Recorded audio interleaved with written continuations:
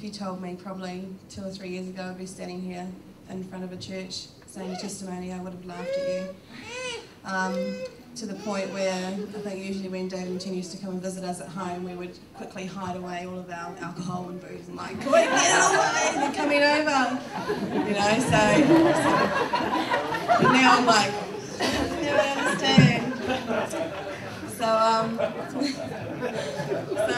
my understanding, I guess, of a Christian label before I joined Breakthrough was not much. My nana was a quite strong Christian, but very strict, to the point where my parents divorced when I was 8, and then she no longer visited us because we were a house of sin. So that was my understanding of a Christian. So when I first met Richard, and he was a Christian, he sort of doodled back a little bit, and that's when I met him.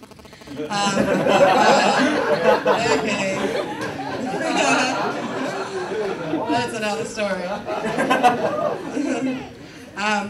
So when I met Richard, he said, you know, one day that he's going to come back. I was like, sweet, you know, just go to church, chill out, go home.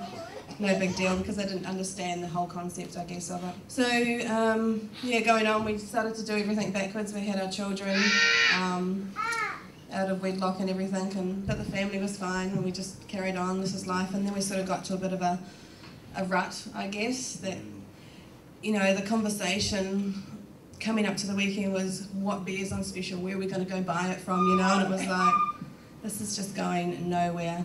And then I fell pregnant with our 3rd child, and during that Richard gave his life back to the Lord, and he started changing, and I noticed, I guess, everything good that he started doing, and we wanted a bit of that. And then we just out of the blue suddenly decided to move to Australia from New Zealand. So he moved over in February and come in and got stuck into Breakthrough over here. I stayed home with the 3 kids and lived with Mum while he was over here making his life. And tell you what, that's probably the most scariest part, because I thought, well, my husband's probably going to come back and a different person. Like, he's nothing like when he left here. He's, from what I was hearing on the phone and stuff, he was going to do his study groups and this, and I'm like, whoa, okay, what am I sort of in for when he gets back? But so when he came back after 3 or 4 months, and we just sort of, I just went with it. I don't know, something obviously God back then was telling me, just go with the flow. So we did. He come back, he just flew in on a Wednesday, we got married on the Saturday, flew out and come over here on a Monday. So that was sort of done. Yeah, there's been lots of tests, I guess, through it all, but hopefully I'm a better person for it. I think maybe if we didn't move over here and give our lives to God, I don't think we'd probably be together today because of how we were and the world out there. We've had a fair test, I guess, over here, but looking up and hopefully buying a house this year, so things are just, you know, blessings really. I just really, I guess the biggest thing for me at the moment is teaching about living by the fruits and just having a pure heart. So that's really, I guess, around about me. Just really looking forward to where the church is going and where we're heading.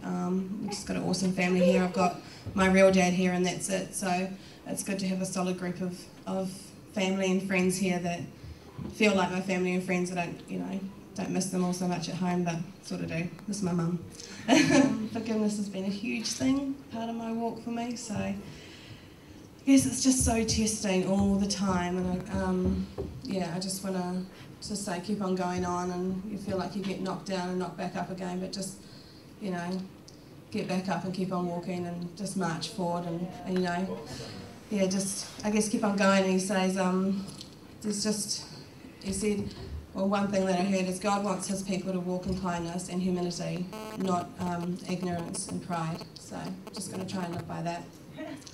That's me.